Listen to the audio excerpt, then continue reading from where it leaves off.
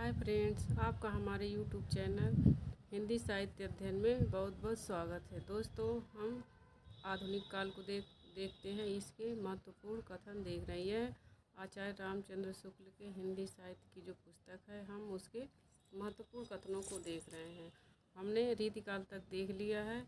अब आगे आधुनिक काल कब से शुरू होता है, कितने भागों में बटा है, क्या इसके कथन है, ये सब देखेंगे। आधुनिक काल संवत 1900 से 1980 ईस्वी। पहला प्रकरण है गद्य खंड। शुक्ल जी ने इसको दो भागों में बांटा, गद्य को अलग, पद्य को अलग। तो गद्य खंड प्रकरण एक में सामान्य परिचय और गद्य का विकास, यह इसका नाम है। प्रश्न पूछ लेगा कि गद्य का विकास को शुक्ल जी ने किस प्रकरण में रखा है, या प्रकरण एक में शुक्ल जी ने क्या रखा है, किसके बारे में बताया। तो गद्य खंड है और सामान्य परिचय, गद्य का विकास।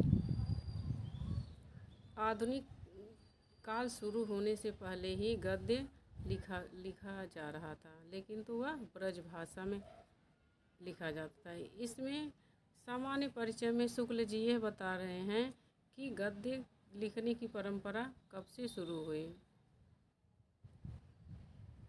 तो कह रहे हैं आधुनिक काल के पहले कुछ गद्य में ग्रंथ लिखे गए थे जो ब्रज भाषा में थे, उसकी चर्चा शुक्ल जी करते हैं। जिसका आगे है ब्रज भाषा गद्य विट्ठलनाथ, जिसके विट्ठलनाथ ने ब्रज भाषा गद्य में लिखा था, वह उनकी रचना है श्रृंगार रस मंडन। श्रृंगार रस मंडन ब्रज भाषा गद्य की रचना है। आगे नाभादास जी ने भी ब्रज भाषा गद्य में अष्टयाम जो है उनकी रचना, यह ब्रज भाषा गद्य में, जिसमें प्रभु श्री राम की दिनचर्या का उन्होंने वर्णन किया है। और वैकुंठमणि शुक्ल इनकी रचना है अगहन महात्म्य। सूरत मिश्रा है बैताल पचीसी इनकी रचना। ये सब खड़ी बोली शुरू होने से पहले गद्य की कुछ रचनाएं हैं जो भारतीय युग शुरू होने से पहले या आधुनिक काल शुरू होने से पहले लिखी गई थी। लेकिन तो खड़ी गद्य लिखने की परंपरा की जो निरंतर धारा चली, वह भारतीय युग से चली और भारतीय हरिश्चंद्र के प्रयासों से चली। उन्होंने बहुत ही प्रयास किया। जब हमारा देश अंग्रेज़ों के अधीन था, तब उस समय दफ्तरों में और हर जगह काम, किसी ऑफिस में, हर जगह उर्दू बोली जाती थी। तो खड़ी बोली का प्रचार प्रसार जो करने का श्रेय है, वह हमारे कुछ जो हैं नेता लोग थे, जैसे गांधी जी, और कुछ दार्शनिक थे, और कुछ जो समाज सुधारक थे, उन लोगों का भी योगदान है। इन लोगों की वजह से आज हिंदी यहाँ तक पहुँची है। इन लोगों ने हिंदी के प्रचार के लिए बहुत प्रयास किया है। ये लोग चाहते थे कि जो हिंदी है वह भी ऑफिस में बोली जाए और हमारे जितने भी काम हो वह हिंदी में हो। तो ये लोग उसका प्रचार करने के लिए नाटक लिखते थे और उसको खेलते थे। जगह जगह पर सभाएं आयोजित करते थे। उस सभा में हिंदी के महत्व को लोगों को समझाते थे। जैसे शुक्ल जी का भारतीय हरिश्चंद्र का निबंध है भारतवर्षोन्नति कैसे हो सकती है। इसमें उन्होंने हिंदी के प्रचार के लिए यह बताया कि जो हिंदी कितना ज़रूरी है, हम हमारे देश के लोगों को समझाया, संबोधन किया सभा बैठा के। तो खड़ी बोली के प्रचार के लिए जैसे राजा लक्ष्मण सिंह हुए और शिव प्रसाद सितारे हिंद हुए, नवीन चंद्र राय हुए, इन लोगों ने हिंदी के प्रचार के लिए बहुत ही अथक प्रयास किया है और अनेक पत्र पत्रिकाएं निकाली हैं, ताकि लोग जाने, जागरूक हों कि हिंदी भी एक भाषा है और वह एक अच्छी भाषा है। तो हम देखते हैं खड़ी बोली गद्य शुक्ल जी ने क्या लिखा है। इसमें खड़ी बोली गद्य की रचना, जो इसमें खड़ी बोली गद्य में एक लेखक हैं गंग कवि, जो अकबर के दरबार में रहते थे और उन्होंने चंद छंद वर्णन की महिमा जो है खड़ी बोली गद्य में लिखा। इसके पहले जो हमने रचनाएं देखी है वो तो ब्रज भाषा में लिखी, गद्य में लिखी गई थी, लेकिन ब्रज भाषा में लिखी गई। लेकिन तो खड़ी बोली में गद्य लिखने की जो परंपरा है वह गंग कवि ने लिखा है। चंद्र छंद वर्णन की मय काव्य में खड़ी बोली का शुरुआत माना जाता है अमीर खुसरो से, कि अमीर खुसरो ने अपनी जो पहेलियाँ मुकरियाँ लिखी हैं वह खड़ी बोली काव्य में लिखी हैं, लेकिन गद्य में गंग कवि की रचना है। और आगे देखते हैं, इसके बाद राम प्रसाद निरंजनी हैं। इनकी जो रचना है वह भाषा योग वाशिष्ठ है। शुक्ल जी इन्हें प्रथम प्रौढ़ गद्य लेखक मानते हैं, ये मोस्ट इम्पोर्टेंट है। शुक्ल जी कहते हैं राम प्रसाद निरंजनी को प्रथम प्रौढ़ गद्य लेखक मान सकते हैं। आगे कह रहे हैं, फोर्ट विलियम कॉलेज के आश्रम में लल्लू लाल जी जो गुजरात के थे ने खड़ी बोली में गद्य में प्रेम सागर और दिल्ली के सरल नासिकेत उपाख्यान लिखा सदल मिश्र ने। अब जब फोर्ट विलियम कॉलेज में 2 लोग चुने गए थे जो जॉन गिलक्रास्ट थे, उन्होंने उर्दू और हिंदी जानने के लिए 2 भारतीय लोगों को नियुक्त किया। उसमें से थे लल्लू लाल जी और सदल मिश्र। खड़ी बोली के गद्य के 4 प्रमुख लेखक हैं मुंशी सदा सुखलाल, सैयद ईसा अल्लाह खां, लल्लू लाल और सदल मिश्र। तो कभी कभी प्रश्न पूछ लेता है कि इन चारों में से कौन फोर्ट विलियम कॉलेज में काम करते थे, कौन प्राध्यापक पद पर थे। तो लल्लू लाल और सदल मिश्र ये दोनों लोग फोर्ट विलियम कॉलेज में थे, लेकिन सदा सुखलाल और ईसा अल्लाह खां ये लोग फोर्ट विलियम कॉलेज से संबंधित नहीं थे। मोस्ट इम्पोर्टेंट है, प्रश्न पूछा था नेट में कि खड़ी बोली गद्य के 4 प्रमुख लेखक मुंशी सदा सुखलाल, सैयद ईसा अल्लाह खां, लल्लू लाल और सदल मिश्र ये लोग संवत 1860 ईस्वी के आसपास हुए थे। लेकिन तो लल्लू लाल और सदल मिश्र यही 2 लोग फोर्ट विलियम कॉलेज से संबंधित थे, लेकिन सदा शुक्ला और ईसा अल्लाह खां ये लोग उससे संबंधित नहीं थे फोर्ट विलियम कॉलेज से। और फोर्ट विलियम कॉलेज के जो मेन जो संस्थापक थे वो गिलक्रास्ट थे। आगे देखते हैं, मुंशी सदा सुखलाल इनकी रचना नासिकेत उपाख्यान है। शुक्ल जी कहते हैं बहुत कुछ दूर तक सफाई चलाने वाला गद्य जैसा भाषा एक वाशिष्ठ का था, वैसा ही मुंशी जी की इस पुस्तक में दिखाई पड़ा। कह रहे हैं कुछ हद तक इनकी जो खड़ी बोली जो गद्य है वह अच्छी थी। फिर आगे ईसा अल्लाह खां, इनकी जो कहानी उदय भान चरित या रानी केतकी की कहानी, पूछा जाता है कि रानी केतकी का और कौन सा नाम है। तो रानी केतकी का एक और नाम है उदय भान चरित्र। इसमें ईसा अल्लाह खां ने यह प्रतिज्ञा की थी कि हम शुद्ध हिंदी में लिखेंगे और किसी भाषा में जैसे ब्रज अवधी उर्दू किसी भी भाषा की पुट नहीं आने देंगे, खाली हिंदी में लिखेंगे। वह इन्होंने ये कह रहे हैं कि ये इनका उद्देश्य ठेठ हिंदी लिखने का था, जिसमें हिंदी को छोड़कर और किसी बोली का पुट न था। यह जब रानी केतकी की कहानी लिख रहे थे तो वो उसमें लिखे थे कि हम हिंदी के अलावा और कोई भाषा इसमें नहीं आने देंगे, इन्होंने प्रण लिया था। आगे है लल्लू लाल जी हैं, जिनकी रचना प्रेम सागर, सिंहासनवती सी, बेताल पचीसी, शकुंतला नाटक, राजनीति, माधव विलास, सभा विलास, लाल चंद्रिका ये सब लल्लू लाल की रचनाएं हैं। संवत 1890 की आसपास लगभग में पादरियों की एक स्कूल बुक सोसाइटी स्थापित हुई थी। तो स्कूल बुक सोसाइटी प्रश्न पूछता है स्कूल बुक सोसाइटी की स्थापना कब हुई थी, तो संवत 1890 ईस्वी में। इसी प्रकार कुछ रीडर भी मिशनरियों के छापे खाने से निकली थी, जैसे आजमगढ़ रीडर जो इलाहाबाद मिशन प्रेस से संवत 1897 में प्रकाशित हुए थे। प्रश्न पूछ लेगा आजमगढ़ रीडर किससे संबंधित है, तो यह मिशनरियों के छापे खाने से निकली थी। आगे ये इम्पोर्टेंट है, कह रहे हैं शुक्ल जी हिंदी गद्य के प्रसार में ईसाइयों का बहुत योग रहा। शिक्षा संबंधी पुस्तकें तो पहले उन्होंने तैयार की।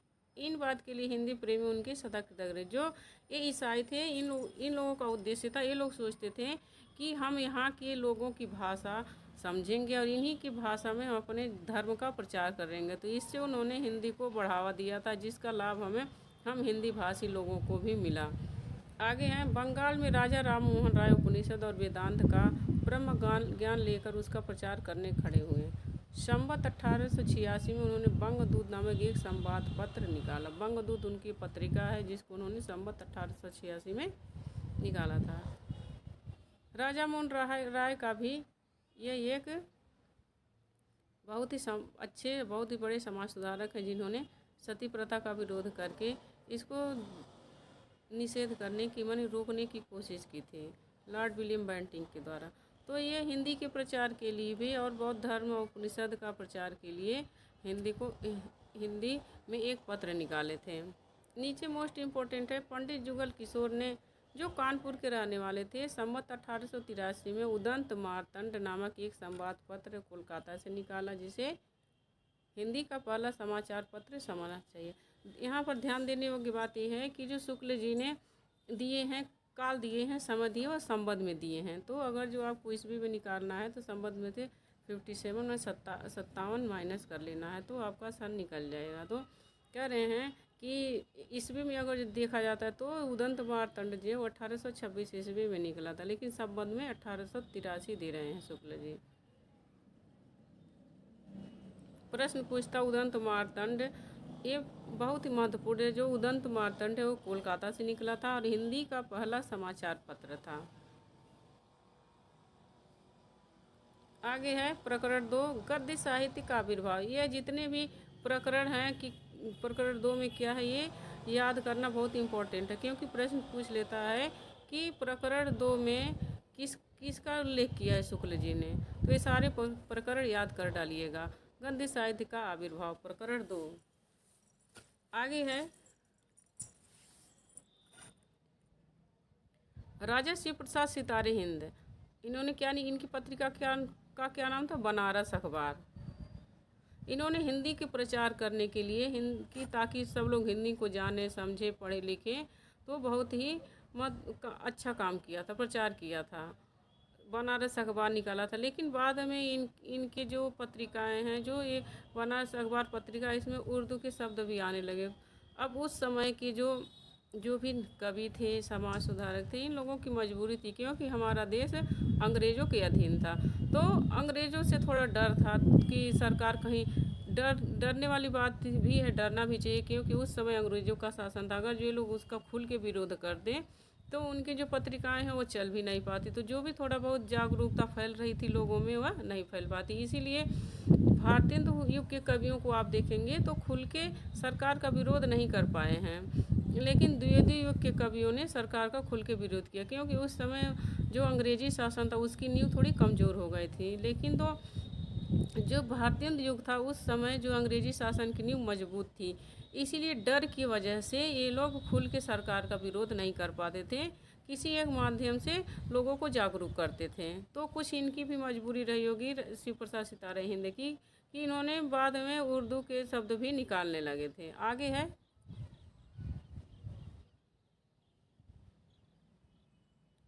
इसी समय के लगभग अर्थात 1909 में आगरा से मुंशी सदा सुखलाल प्रबंध और संपादन में बुद्ध प्रकाश निकाला, जो कई वर्षों तक चला। माने सदा सुखलाल की जो पत्रिका है वह बुद्ध प्रकाश है।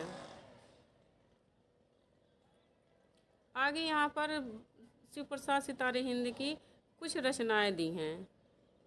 राजा भोज का सपना, वीर सिंह का वृतांत, आलस्यों का कोड़ा, इतिहास तिमिर नाशक, मानव धर्मसारी है राजा शिव प्रसाद सितारे हिंद की निबंध है। कुछ कहानी निबंध दोनों, इतिहास तिमिर नाशक, मानव धर्मसारी है उनका निबंध है। आगे लक्ष्मण सिंह हैं।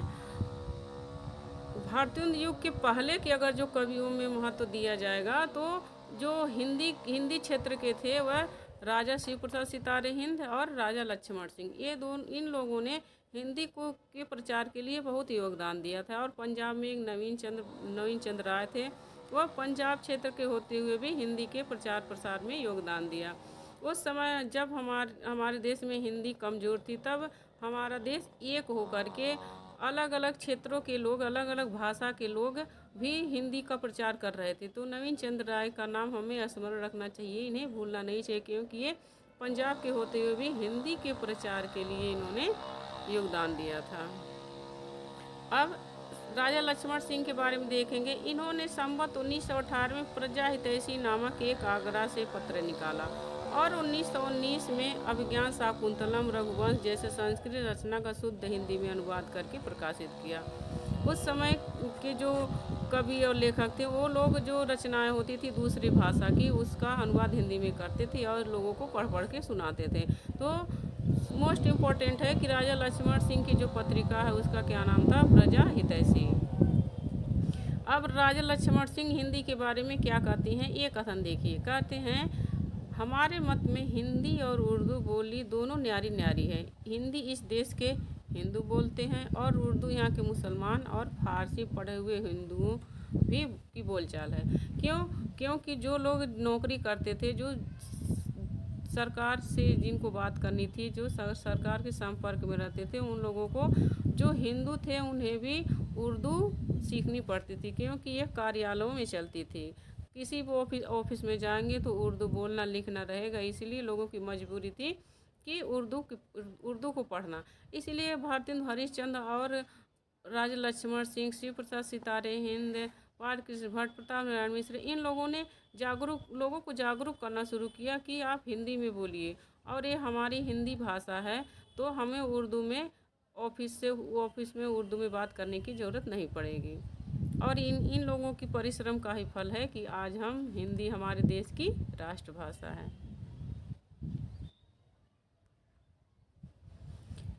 कर रहे हैं अंग्रेज विद्वानों में फ्रेडरिक पिंकार्ट का स्मरण हिंदी प्रेमियों को सदा बनाए रखना चाहिए। जो जैसे गारसाद तासी जो थे, ये उर्दू के समर्थक थे, ये भी विदेशी थे, लेकिन जो फ्रेडरिक पिंकार्ट थे, इनका नाम हम हिंदी प्रेमियों को कभी नहीं भूलना चाहिए, क्योंकि इन्होंने विदेशों में भी हिंदी को बढ़ावा दिया था और हिंदी को कार्यालय में लाने के लिए बहुत योगदान देते। जितने भी उस समय के थे कवि और लेखक, उनसे इनका पत्र व्यवहार होता था और ये चाहते थे कि हिंदी कार्यालय में आए और हिंदी का प्रचार प्रसार हो। इन्होंने अपने भरसक जितना हो सका था ये प्रचार प्रसार किए थे हिंदी के, इसीलिए हमें फ्रेडरिक पिंकार्ट का नाम नहीं भूलना चाहिए, मोस्ट इम्पोर्टेंट है। कह रहे हैं, जिस प्रकार इधर संयुक्त प्रांत में राजा शिव प्रसाद शिक्षा विभाग में आकर हिंदी की किसी न किसी प्रकार से रक्षा कर रहे थे, उसी प्रकार पंजाब में बाबू नवीन चंद्र राय थे, जिनकी पत्रिका ज्ञान दायिनी पत्रिका मोस्ट इम्पोर्टेंट है। हम लोग पेपर दिए थे दिसंबर 2024 में, उसमें यह क्वेश्चन आया था नेट में कि ज्ञान दायिनी किसकी परीक्षा, जून की परीक्षा में आया था, जो निरस्त हो गया था। तो ज्ञान दायिनी के संपादक कौन थे, नवीन चंद्र राय। ये कहाँ के थे, पंजाब के थे। ये मोस्ट इम्पोर्टेंट है।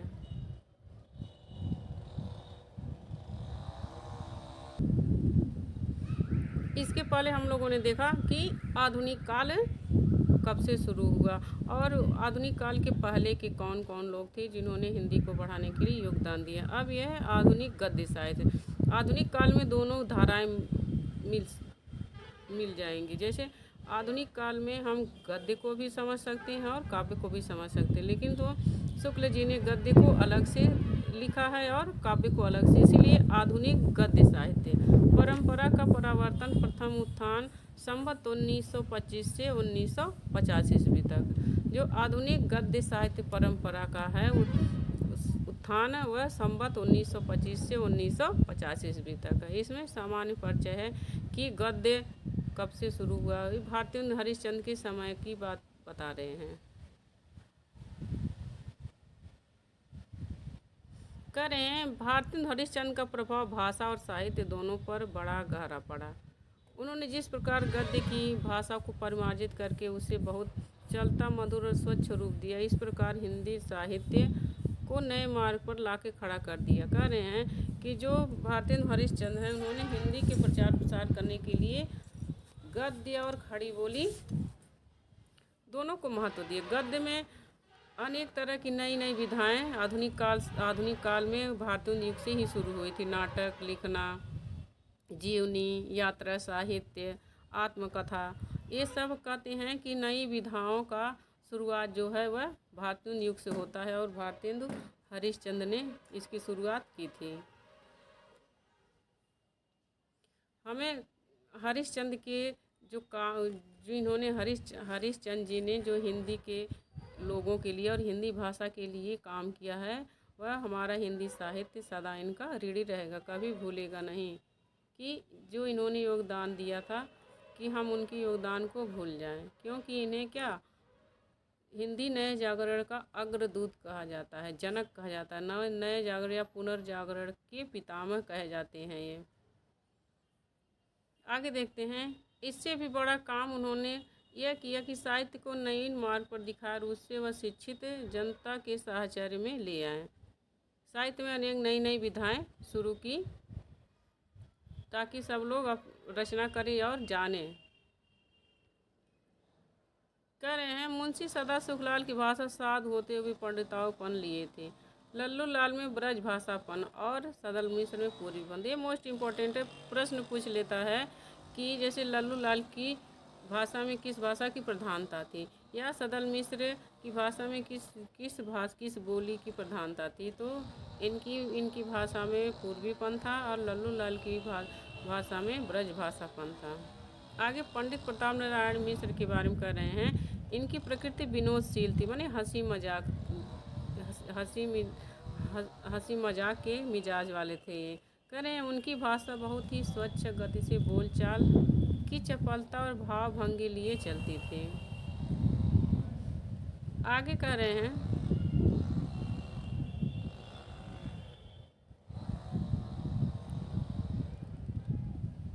प्रताप नारायण मिश्र के बारे में शुक्ल जी कह रहे हैं, हास्य विनोद की उमंग में वह कभी कभी मर्यादा का अतिक्रमण करती हुई कहावतों और मुहावरों की बौछार भी छोड़ती चलती थी। अब आगे बालकृष्ण भट्ट के बारे में कह रहे हैं, बालकृष्ण भट्ट की भाषा अधिकतर वैसी ही होती थी जैसी खरी खरी सुनाने में काम लाई जाती है। जिन लेखों में उनकी चिड़चिड़ा झलकती थी वह विशेष मनोरंजक होते थे, माने किसी के ऊपर चिढ़ के कोई चीज़ कहना, तो उनकी रचनाओं में यह बात जहाँ झलकती थी वह विशेष हंसी मजाक अच्छा लगता था इसमें लिखा हुआ। कह रहे सबसे बड़ी बात स्मरण रखने की यह है कि उन पुराने लेखकों के हृदय का मौलिक संबंध भारतीय जीवन के विविध रूपों के साथ पूरा बना हुआ था। शुक्ल जी कह रहे हैं कि उनकी रचनाएं हैं उनमें कुछ बनावटीपन नहीं था, जो भी था हृदय से निकला हुआ था और मौलिक था, सब उनका खुद का था, दिखावा नहीं था। भारतेंदु युग के जो थे कवि और लेखक। फिर उनके बारे में कह रहे हैं कि भिन्न भिन्न ऋतुओं में पड़ने वाले त्यौहार उनके मन में उमंग उठाते, परंपरा से चले आते हुए प्रमोद के मेले उनमें कौतूहल जगाते और प्रफुल्लता लाते थे। आजकल के समान उनका जीवन देश के सामान्य जीवन से विच्छिन्न न था। इसमें शुक्ल जी ये बताने की कोशिश कर रहे हैं कि जो भारतीय युग था उस युग के कवि और लेखक कैसे थे, और जो शुक्ल जी थे जो बोल रहे हैं कि आजकल के माने शुक्ल जी के समय, मतलब शुक्ल जी छायावाद युग के थे, तो कह रहे हैं कि आजकल का जो उनका जो समय था उन्हें अपना समय अच्छा नहीं लगता था और अपने समय के लोग उन्हें अच्छे नहीं लगते थे। इसीलिए कह रहे हैं कि आजकल के समान माने जैसा वो समय उनका जीवन देश के सामान्य जीवन से विच्छिन्न नहीं था। और शुक्ल जी और कई लेखक भी, कई विद्वान भी यह आरोप लगाते हैं छायावाद पर कि छायावाद युग के कवियों ने समाज के बारे में नहीं लिखा, न समाज सुधार के बारे में लिखा, ना उसमें जो हमारे देश का आंदोलन चल रहा था उसके बारे में लिखा। कुछ लोग आरोप लगाते हैं, कुछ लोग इसका समाधान भी करते। कुछ लोग कहते हैं कि वो लोग लिखे थे, एक प्रतीक के माध्यम से लिखे थे। तो ये तो विद्वानों में की आपस की बातें चलती रही, एक दूसरे पर आरोप प्रत्यारोप ये लोग करते रहते हैं। आगे है, विदेशी अंधड़ों ने उनकी आंखों में इतनी धूल नहीं झोंकी थी कि अपने देश का रंग रूप उन्हें सुझाई ही न पड़ता। काल की गति वे देखते थे, सुधार के मार्ग उन्हें सोचते थे, पर पश्चिम की एक एक बात के अभिनय का भी उन्नति का पर्याय नहीं समझते थे। भारतीय युग के कवियों की विशेषता बताते हुए कह रहे हैं कि जो भारतीय युग था क्या, उसे पुनर्जागरण काल कहते हैं और सुधार काल भी कहा जाता है। उस समय के कवियों ने अनेक आंदोलन और अपनी लेखनी के माध्यम से लोगों को जागरूक किया। अनेक रचनाएं लिखी थी। उनमें देशभक्ति की भावना की प्रधानता ज़्यादा थी। बाद के कवियों में उतनी नहीं थी। शुक्ल जी के अनुसार कह रहे हैं,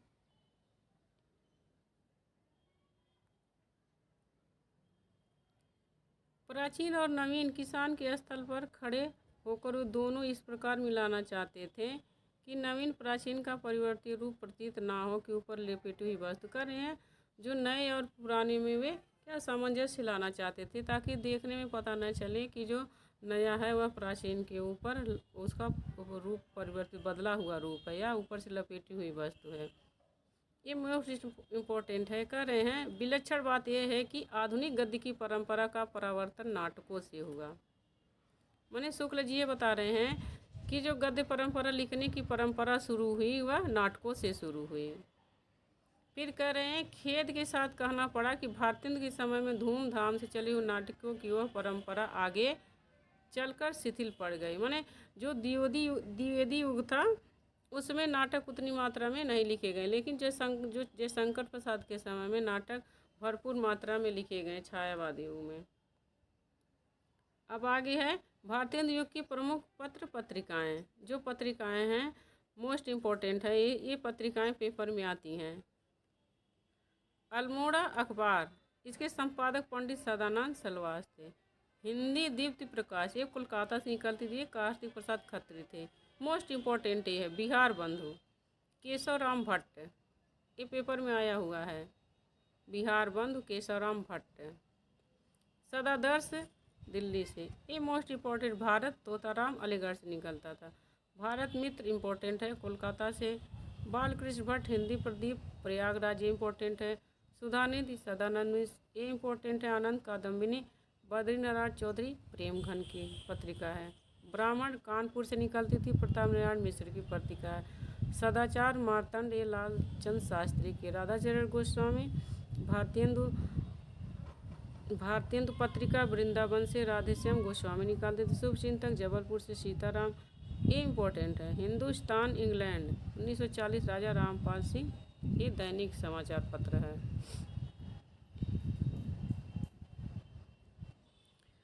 अब गद्य साहित्य परंपरा का प्रथम उत्थान। प्रश्न ये पूछता है कि शुक्ल जी ने प्रथम उत्थान किस युग को कहा है, तो जो भारतेंदु युग का है, भारतेंदु युग को शुक्ल जी ने गद्य साहित्य का या किसी भी साहित्य का प्रथम उत्थान, और जो द्विवेदी युग है वह द्वितीय उत्थान है। भारतेंदु हरिश्चंद्र,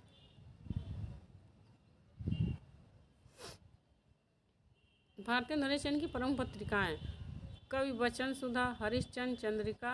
ये हरिश्चंद्र चंद्रिका का बाद में नाम हरिश्चंद्र मैगजीन रख दिया गया। और बाला बोधनी है, जो यह स्त्रियों के लिए है।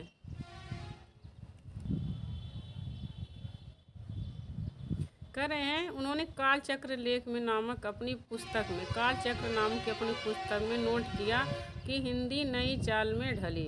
सन 1873 ईस्वी, यहाँ सन है ये प्रश्न पूछा है कि उन्होंने अपनी किस पुस्तक के नोट में लिखा है कि हिंदी नई चाल में ढली, तो कालचक्र में।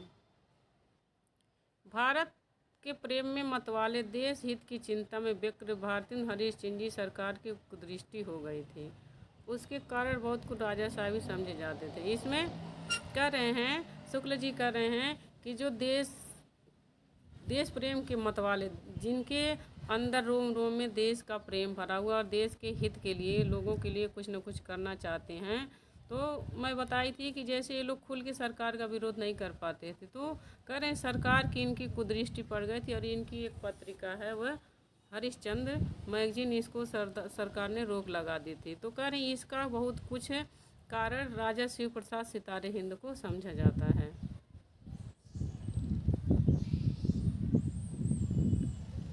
भारतेंदु हरिश्चंद्र ने कुछ नाटक लिखे, कुछ मौलिक लिखे, कुछ अनुवाद भी किए। मौलिक माने जो इन्होंने अपने खुद से लिखा, अनुवाद जो किसी भाषा से अनुवाद करके हिंदी में लिखा। मौलिक नाटक है इनकी वैदेकी, हिंसा हिंसा न भवति, चंद्रावली, विशस्य विषमोदम, भारत दुर्दशा, नील देवी, अंधेर नगरी, प्रेम योगिनी, सती प्रताप। जो भारत दुर्दशा है इसमें भारतेंदु हरिश्चंद्र ने अपने भारत की दुर्दशा के बारे में वर्णन किया है। यह 6 अंकों में है। उसके बाद अनुवाद है विद्या सुंदर, पाखंड विडम्बन, धनंजय विजय, कर्पूर मंजरी, मुद्रा राक्षस, सत्य हरिश्चंद्र, भारत जननी। कुछ लोग, कुछ जो आलोचक हैं सत्य हरिश्चंद्र को इनका मौलिक नाटक बताते हैं, लेकिन तो शुक्ल जी ने इसे अनुदित नाटक बताते हैं। इसीलिए प्रश्न पूछता है कि भारतेंदु हरिश्चंद्र को शुक्ल जी ने क्या कहा है, मौलिक कहा है या अनुदित। तो ये अनुवाद है, लेकिन कुछ विद्वान इसे इनका मौलिक नाटक भी बताते हैं। कह रहे हैं हिंदी में मौलिक नाटक उनके पहले 2 ही लिखे गए थे। माने उनके पहले भारतेंदु हरिश्चंद्र के पहले पहला महाराजा विश्वनाथ सिंह का आनंद रघुनंदन नाटक और गोपाल चंद्र का नहुष नाटक। जो गोपाल चंद्र थे वह भारतेंदु हरिश्चंद्र के पिताजी थे, और जो भारतेंदु हरिश्चंद्र हैं उन्होंने अपने पिता गोपाल चंद्र के नहुष नाटक को हिंदी का पहला नाटक माना है।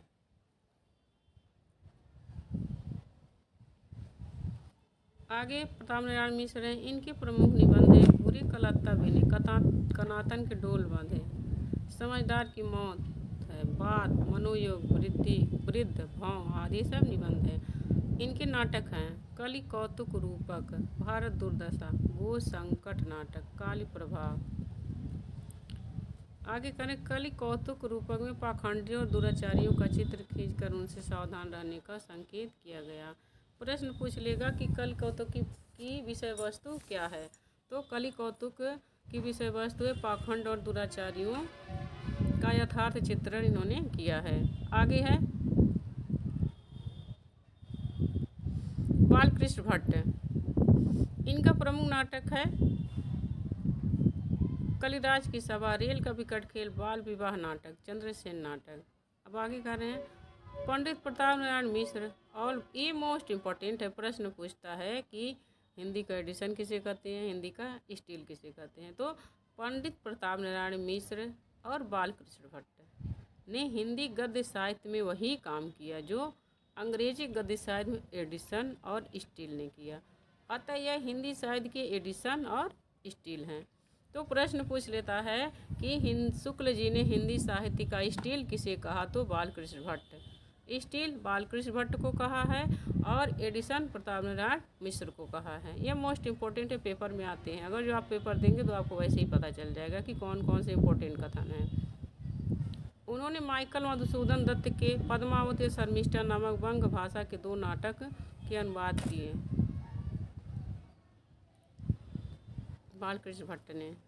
अब आगे के हैं कवि और लेखक पंडित बद्रीनाथ चौधरी प्रेमघन। इनका प्रमुख नाटक है भारत सौभाग्य, राम प्रयाग गमन, वीरांगना रहस्य महानाटक। ये इम्पोर्टेंट है, जो कथन है ये मोस्ट इम्पोर्टेंट है। करें गद्य रचना को एक कला के रूप में ग्रहण करने वाले, कलम की कारीगरी समझने वाले लेखक थे। प्रश्न इनके बारे में पूछता है कि कलम की कारीगरी के लेखक कौन है। तो बद्रीनारायण चौधरी प्रेमघन। और कभी कभी ऐसे पेचीदे मजबून बातें थी कि पाठक एक डेढ़ कॉलम के लंबे वाक्य में उलझा रह जाता था। बता रहे हैं कि जो उनके वाक्य होते हैं वो बहुत बड़े बड़े होते हैं। आगे है लाला श्रीनिवास दास। इनके प्रमुख नाटक हैं प्रहलाद चरित, तप्त संवरण, रणधीर प्रेम मोहिनी और संयोगिता स्वयंवर।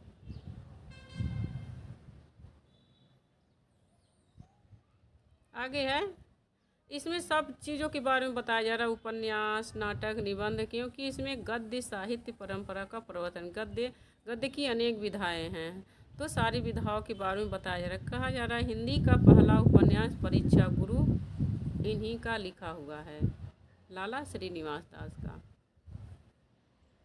आगे है बाबू तोताराम।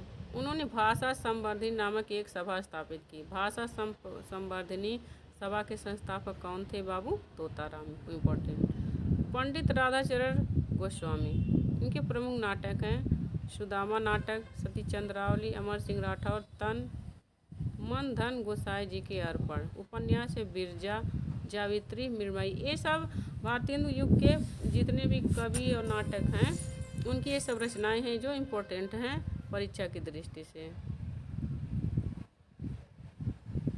आगे है मोहनलाल विशुलाल पांडे। कविराज श्यामल दास जी ने अपने पृथ्वीराज चरित्र ग्रंथ में पृथ्वीराज रासों को जाली ठहराया। तब इन्होंने रासो संरक्षण लिखकर उनको असर सिद्ध करने का प्रयत्न किया। बहुत से कवि और लेखक हैं जिन्होंने पृथ्वीराज रासों को कोई अप्रमाणिक कहे हैं, कोई अर्ध प्रमाणिक कहे हैं। तो हमने ये जो गद्य आदिकाल है उसमें हमने बता दिया है, वो वीडियो आप देख लीजिए कि कौन कौन से हैं जिन्होंने अप्रमाणिक माना है, कोई प्रमाणिक मानते हैं, कोई अर्ध प्रमाणिक मानते हैं, जो ये परीक्षा की दृष्टि से बहुत ही इम्पोर्टेंट है। संवत 1950 सन 1893 ईस्वी में कई उत्साही उद्योग में जिन्होंने बाबू श्याम सुंदर दास, पंडित श्याम नारायण मिश्र, ठाकुर शिव कुमार सिंह मुख्य थे, काशी नागरी प्रचारी सभा की स्थापना की। मोस्ट इम्पोर्टेंट है। प्रश्न पूछता है कि काशी नागरी प्रचारी सभा की स्थापना कब हुई? 1893 ईस्वी। और इसके प्रमुख संपादकों में कौन थे? तो श्याम सुंदर दास थे, पंडित राम नारायण मिश्र थे और ठाकुर शिव कुमार सिंह थे।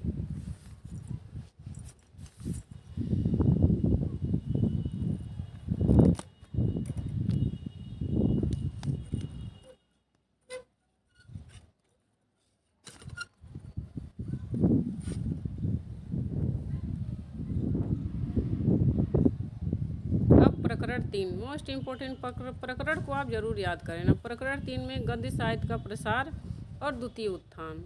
द्वितीय उत्थान मतलब द्विवेदी युग। कह रहे हैं भारतेंदु जी और उनके सहयोगी लेखकों की दृष्टि व्याकरण के नियमों पर अच्छी तरह जमी नहीं थी। द्विवेदी युग की सबसे बड़ी विशेषता यही है कि महावीर प्रसाद द्विवेदी जो थी यह व्याकरण पर जोर देते थे, भाषा की शुद्धता पर इनका विशेष बल था, इसी के लिए यह प्रसिद्ध थे। सरस्वती पत्रिका के संपादक थे। कहा जाता है कि जब सरस्वती पत्रिका में कोई भी कहानी, कविता या नाटक कोई भी लिखने के लिए आता था, पहले उसे पढ़ते थे, उसमें जो कमियां होती थीं तो उसे वापस कर देते थे और उस कवि को और लेखक को सुधारने के लिए कहते थे, तो वह सुधार के अपनी रचना फिर से देते थे, तब ये प्रकाशित करते। तो कहा जाता है कि द्विवेदी युग में व्याकरण की शुद्धता पर विशेष जोर दिया जाता था। व्याकरण की शुद्धता और भाषा की सफाई के प्रवर्तक द्विवेदी जी ही थे। सरस्वती के संपादक के रूप में उन्होंने आए हुए पुस्तकों के भीतर व्याकरण और भाषा के शुद्धियों को दिखाकर लेखकों को बहुत कुछ सावधान कर दिया। आगे द्वितीय उत्थान यानी द्विवेदी युग। इस युग में नाटक, उपन्यास, निबंध, समालोचना, कहानी अधिक मात्रा में लिखे गए। जो कहानी लिखने की परंपरा तो इसी द्विवेदी युग में ही शुरू हुई थी। जो हिंदी की पहली कहानी किशोरीलाल गोस्वामी की है वह इंदुमती है, वह 1900 में ही लिखी गई थी। अब प्रकरण 4 है गद्य साहित्य का निर्माण।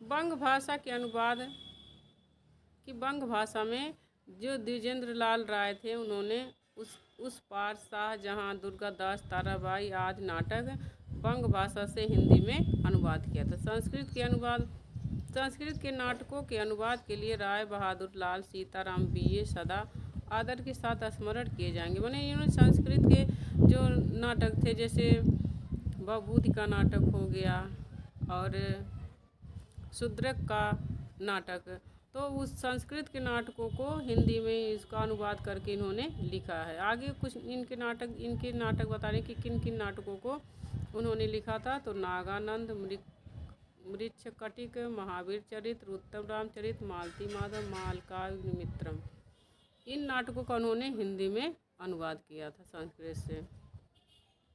करें संस्कृत की रत्नावली नाटिका भारतेंदु हरिश्चंद्र को बहुत पसंद थी। उसके कुछ अंश का अनुवाद भी उन्होंने किया था, पर पूरा न करके भारत मित्र के प्रसिद्ध संपादक, हिंदी के बहुत ही अच्छे चित्र लेखक बाल मुकुंद गुप्त ने उस नाटिका का अनुवाद किया। इसमें बता रहे हैं कि जो रत्नावली नाटिका थी उसको भारतेंदु हरिश्चंद्र को बहुत पसंद थी। उसका उन्होंने कुछ अंश अनुवाद भी किया था, लेकिन उसे पूरा न कर सके। तो हिंदी के प्रसिद्ध संपादक बाल मुकुंद गुप्त ने इस नाटिका को पूरा किया था। बाल मुकुंद गुप्त के बारे में कहा जाता है कि यह समालोचना की शुरुआत बाल मुकुंद गुप्त और लाला श्रीनिवास दास इन दोनों ने शुरू की थी। इनका शिव शंभू का चिट्टा बहुत ही महत्वपूर्ण व्यंग्य निबंध है, जिस पर लॉर्ड कर्जन को आधार बनाकर इन्होंने अंग्रेज सरकार की जो उस समय की जो लॉर्ड कर्जन था उसके अंदर की जो बुराइयां थी उसको उन्होंने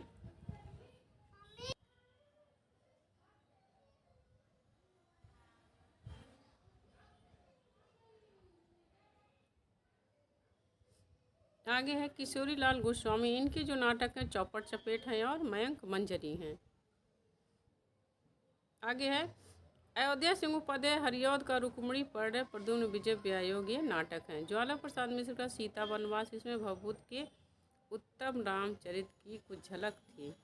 बलदेव प्रसाद मिश्रा प्रभास मिलन, इसमें ये बता रहे हैं कि इसमें क्या किसका वर्णन है, तो कह रहे हैं ब्रज के नंद यशोदा को गोपियों का प्रभास क्षेत्र में वासुदेव कृष्ण बलराम आदि से भेंट होने का मार्मिक प्रसंग है। आगे है शिवनंदन सहाय का सुदामा नाटक। फिर कुछ ये अनुदित उपन्यास, अब यहाँ से उपन्यास शुरू हो रहा है। कह रहे हैं कि बाबू गंगा प्रसाद गुप्त ने पूरे में हलचल उपन्यास उर्दू से अनुवाद किया था। बाबू रामचंद्र वर्मा छत्रसाल मराठी उपन्यास से अनुदित किया था।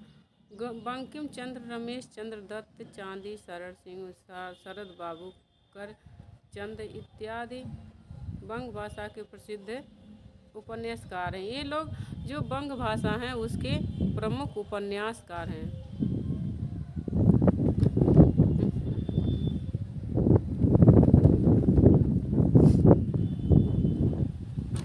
अब ये मौलिक उपन्यास देवकी नंदन खत्री, जो उपन्यास के क्षेत्र में द्विवेदी युग में देवकी नंदन खत्री मोस्ट इम्पोर्टेंट थे।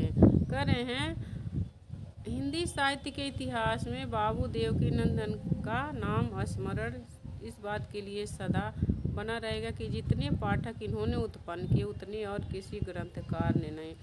इनके चंद्रकांता के बारे में कहा जाता है कि लोग उर्दू जो बोलते थे, उर्दू भाषी लोग भी चंद्रकांता पढ़ने के लिए न जाने कितने उर्दू जीवी लोगों ने हिंदी सीखी थी। माने इसलिए कह रहे हैं कि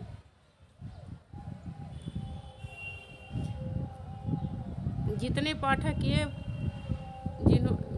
ये उत्पन्न किए थे देवकी नंदन खत्री, उतना और किसी ग्रंथकार ने नहीं। चंद्रकांता पढ़ने के लिए लोग हिंदी सीखे थे, उर्दू से हिंदी सीखे थे। आगे प्रमुख उपन्यास नरेंद्र मोहिनी, कुसुम कुमारी, वीरेंद्र वीर, चंद्रकांता, चंद्रकांता संतति, ये सब इनके उपन्यास हैं देवकी नंदन खत्री के।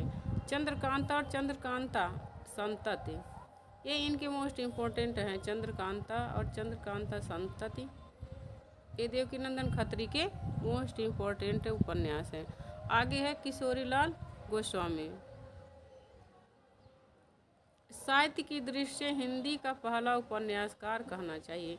कह रहे हैं अगर साहित्य की दृष्टि से देखा जाए तो किशोरी लाल गोस्वामी को हिंदी का पहला उपन्यासकार समझना चाहिए। इनके कुछ प्रमुख उपन्यास हैं तारा, चपला, रजिया बेगम, लीलावती, राजकुमारी, लवंग लखता, हृदय हारडी, हीराबाई, लखनऊ की कब्र इत्यादि।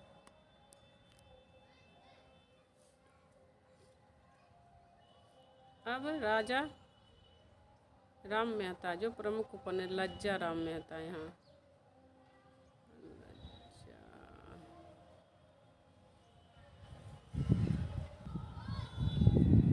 करें लज्जा राम मेहता, इनका जो प्रमुख उपन्यास है धूर्त रसिक लाल, हिंदू गृहस्थ, आदर्श दंपति, बिगड़े का सुधार, आदर्श हिंदू, आदर्श दंपति, ये इनके प्रमुख उपन्यास हैं। और कहानी, अब इसके बाद कहानी शुरू होती है। मार्मिकता की दृष्टि से भाव प्रधान कहानियाँ चुने तो 3 कहानी मिलती है, इंदुमती, 11 वर्ष का समय और दुलाई वाली।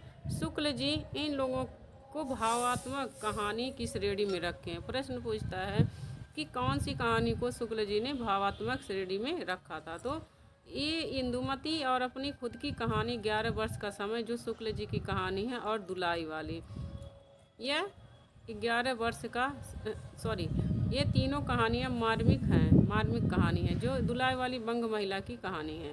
कह रहे हैं यदि इंदुमती किसी बंगाल कहानी की छाया नहीं होती तो यही पहले मौलिक कहानी ठहरती। इसके उपरांत 11 वर्ष का समय और दुलाई वाली। कह रहे हैं अगर जो इंदुमती को हम हिंदी की पहली कहानी नहीं मानते तो यही कहानी पहली मौलिक ठहरती है, 11 वर्ष का समय और दुलाई वाली।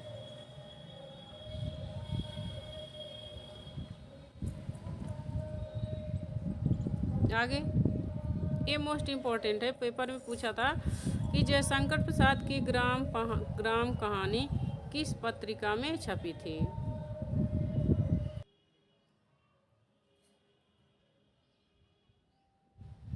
यह मोस्ट इम्पोर्टेंट है कि जयशंकर प्रसाद की ग्राम नामक कहानी उनके मासिक पत्र इंदु में प्रकाशित हुई थी। ये प्रश्न पूछा हुआ है। आगे है अब जयशंकर प्रसाद के कुछ महत्वपूर्ण कहानियाँ आकाशदीप, बिसाती, प्रतिध्वनि, स्वर्ग खंडहर, चित्त मंदिर इत्यादि। इसमें से और भी इनकी कहानी पुरस्कार है, ममता है, ये सब इनकी प्रसिद्ध कहानियाँ हैं।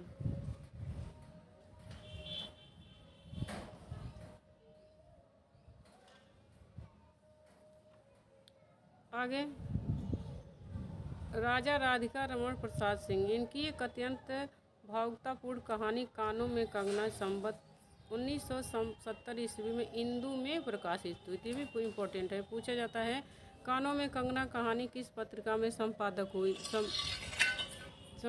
हुई थी, तो इंदु पत्रिका में।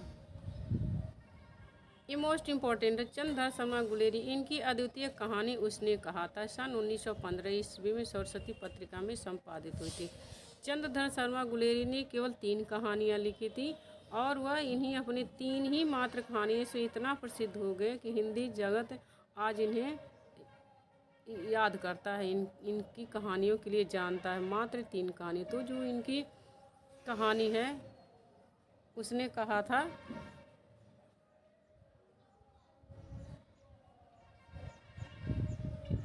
इसकी तारीफ शुक्ल जी ने की है।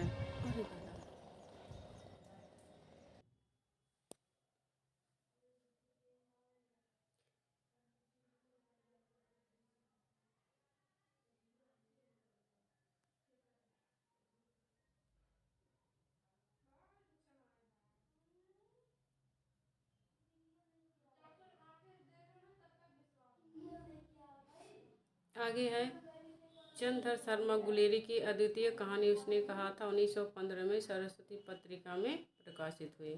कह रहे हैं घटना इसकी ऐसी है जो जैसी बराबर हुआ करती है, पर उसमें भीतर से प्रेम एक स्वर्गीय रूप झांक रहा है, केवल झांक रहा है, निर्लज्जता के साथ पुकार या करा नहीं रहा है। उसने कहा था कहानी के बारे में शुक्ल जी उसकी तारीफ के बारे में कह रहे हैं। फिर आगे कह रहे हैं कहानी भर में कहीं प्रेमी के निर्लज्जता, प्रगति, बात और विवेचना की विपक्ष प्रवृत्ति नहीं हुई हो। सुरुचि के सुकुमार से सुकुमार स्वरूप पर कहीं आघात नहीं पहुंचा। इसकी घटनाएं बोल रही हैं, पात्रों की बोलने की अपेक्षा नहीं है।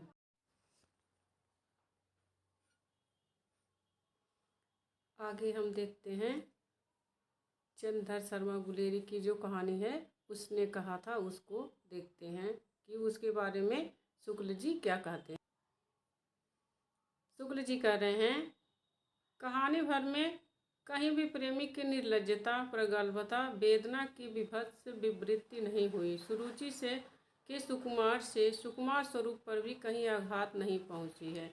इसकी घटनाएं ही बोल रही हैं, पात्रों की बोलने की अपेक्षा नहीं है। यह उसने कहा था कहानी के बारे में बोल रहे हैं। सच में कहानी बहुत अच्छी है। एक बार अगर जो पाठक इसको पढ़ना शुरू करता है तो कहानी ख़त्म करके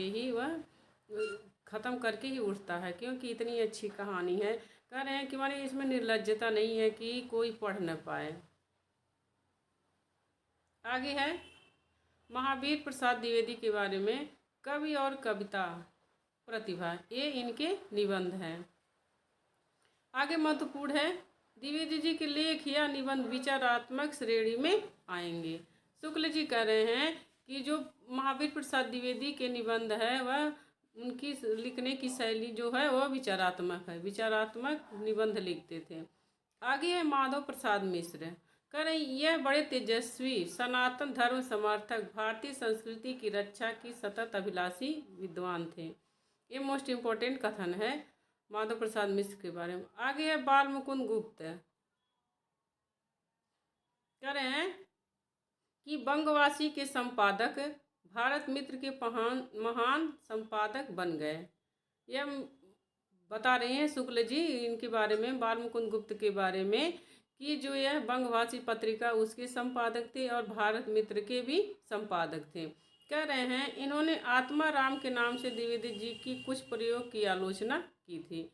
आलोचना का सूत्रपात बाल मुकुंद गुप्त और लाला श्रीनिवास दास से नहीं, प्रेम चौधरी, बद्रीनारायण चौधरी प्रेमघन, इन दोनों से शुरू होता है। बद्रीनारायण चौधरी प्रेमघन ने संयुक्त स्वयंवर लाला श्रीनिवास दास का उपन्यास है उसकी आलोचना की थी, और बाल मुकुंद गुप्त ने द्विवेदी जी की कुछ रचनाएं हैं उस पर आलोचना की थी।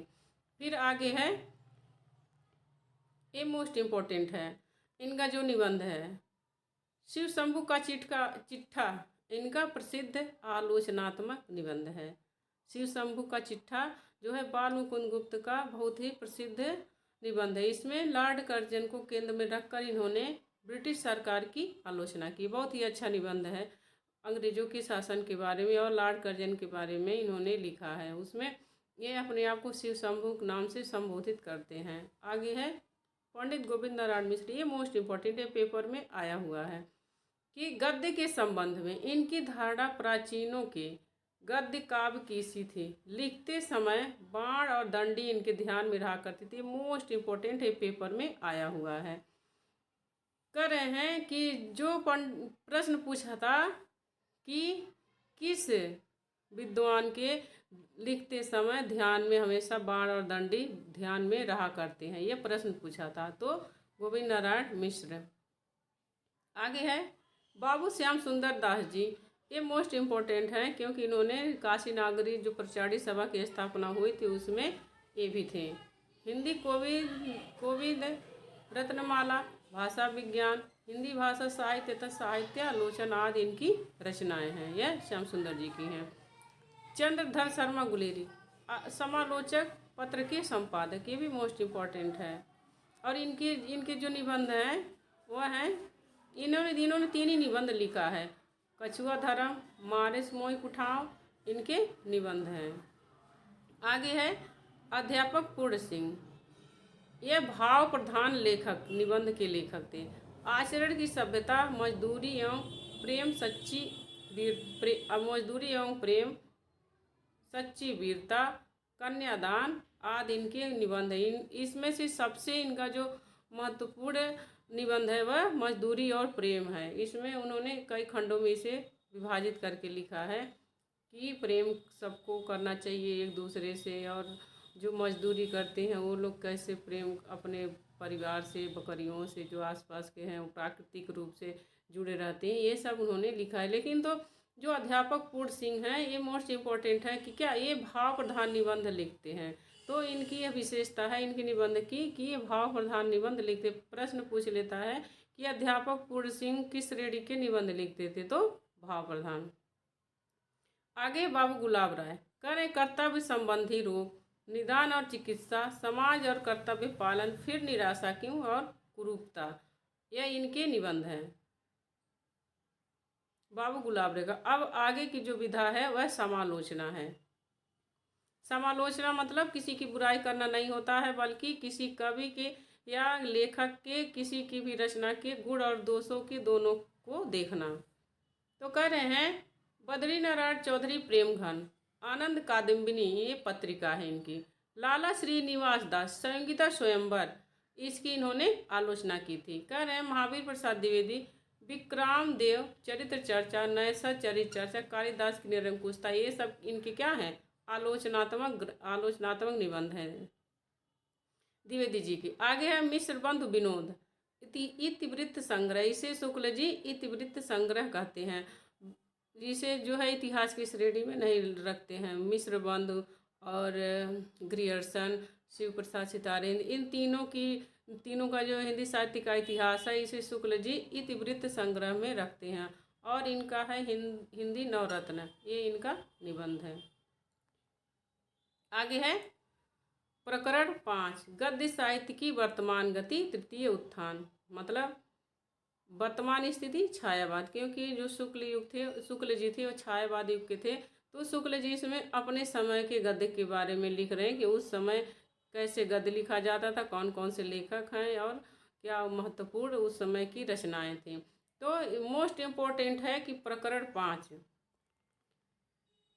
5 गद्य साहित्य की वर्तमान गति तृतीय उत्थान, ये मोस्ट इम्पोर्टेंट है। अक्सर प्रश्न इन्हीं से पूछता है कि शुक्ल जी ने गद्य साहित्य की वर्तमान गति और तृतीय उत्थान को किस प्रकरण में रखा है, या प्रकरण 5 में शुक्ल जी ने किसका वर्णन किया है। तो इम्पोर्टेंट है।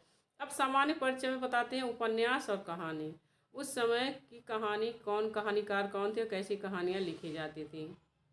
कह रहे हैं उपन्यासकारों को देश के वर्तमान जीवन के भीतर अपनी दृष्टि गड़ाकर देखना चाहिए। मोस्ट इम्पोर्टेंट कथन है कि और राजनीतिक दलों की बातों को लेकर ही न चलना चाहिए। साहित्य को राजनीतिक से ऊपर सदा रखना चाहिए, सदा इसके इशारों पर ही न नाचना चाहिए। कह रहे हैं कि जो साहित्यकार होता है और जो साहित्य होता है, एक साहित्यकार को अपने साहित्य में राजनीति नहीं करना चाहिए। राजनीति से उससे मतलब नहीं होना चाहिए, उसे समाज से मतलब होना चाहिए। जैसा समाज है उसे वैसा ही दिखाना चाहिए, कि नेताओं के इशारों पर नहीं नाचना चाहिए, कह रहे हैं। आगे है ऐतिहासिक उपन्यासकार बाबू वृंदावन लाल वर्मा। ये मोस्ट इम्पोर्टेंट है। पूछा जाता है कि जो जितने भी रचनाकार हैं, निबंधकार हैं, आलोचना वाले हैं, नाटक हैं, कहानी, सबके बारे में पूछ लिया जाता है कि किस श्रेणी के थे, ऐतिहासिक थे, सामाजिक थे, आदर्शात्मक थे, कैसे थे। ये इम्पोर्टेंट है। भारतीय इतिहास के मध्य के प्रारंभ बुंदेलखंड की स्थिति को लेकर गढ़ कुंडार और विराटा की पद्मिनी नामक 2 बड़े उपन्यास लिखे। ये मोस्ट इम्पोर्टेंट है। पूछ लिया जाएगा कि वृंदावन लाल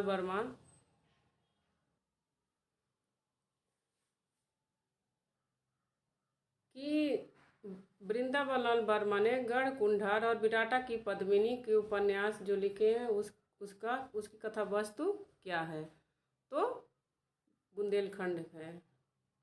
आगे है जयशंकर प्रसाद। ये नाटकों में ये मोस्ट इम्पोर्टेंट है। जयशंकर प्रसाद इन्होंने ऐतिहासिक नाटककार हैं, ये ऐतिहासिक नाटक ज़्यादा लिखे हैं। स्कंद गुप्त, चंद्रगुप्त, दुर्स्वामिनी, मुद्रा राक्षस, ये सब इनके ये नाटक हैं। दुर्स्वामिनी नाटक में एक सम्राट राजकुल की स्त्री का विवाह संबंध, ये मोस्ट इम्पोर्टेंट है, पेपर में आया हुआ है। कि कहा जाता है कि जो साहित्यकार होता है, जो अपने साहित्य में जो रचना लिखता है उसमें उसकी समाज की, उस समय की समाज की स्थिति झलकती है। तो कहा जाता है जो दुर्स्वामिनी नाटक है, इसमें शुक्ल जी ने स्त्रियों के बारे में, स्त्रियों के उत्थान के, उनके उद्धार के बारे में लिखा है। तो दुर्स्वामिनी नाटक में उन्होंने जो दुर्स्वामिनी है उसको विवाह संबंध से, विवाह विच्छेद इसमें दिखाया है कि वह उससे रामगुप्त से अलग होकर के चंद्रगुप्त के साथ रहने लगी। तो इसमें इसके विवाह संबंध के मोक्ष सामने लाए गए, जो वर्तमान सामाजिक आंदोलन का अंग है। इसीलिए जो आलोचक ये आलोचना करते समय छायावाद युग के जो साहित्यकार हैं उनके ऊपर यह आलोचना करते हैं कि उन्होंने समाज को नहीं दिखाया, समाज किधर जा रहा था उनसे मतलब नहीं है। तो जो इनके समर्थक हैं वो यही सब तर्क देते हैं, क्योंकि जो दुर्स्वामिनी नाटक में शुक्ल जी ने किया था वह वर्तमान समय में ये सब चल रहे थे कि स्त्रियों का उत्थान कैसे किया जाए, उनको समाज में सम्मान कैसे दिलाया जाए, यह सब उनकी रचनाओं में दिखी। इसीलिए सब लोग मानते हैं कि जो छायावाद युग के साहित्यकार थे वो लोग भी समाज के बारे में लिख रहे थे। आगे देखते हैं। कह रहे हैं हरि कृष्ण प्रेमी, रक्षाबंधन, शिव साधना, ये इनका महत्वपूर्ण नाटक है। पंडित गोविंद वल्लभ पंत, उनका वरमाला नाटक जो मार्कंडेय पुराण की एक कथा लेकर निर्मित है, बड़ी निपुणता से लिखा गया है। जो गोविंद बल्लभ का नाटक है वरमाला। इसकी कथा वस्तु है मार्कंडेय पुराण से इन्होंने उसकी कथा लेकर के लिखी है। और आगे मेवाड़ की पन्ना नामक धाय के अलौकिक त्याग का ऐतिहासिक वृत्त लेकर राज मुकुट की रचना की गई है।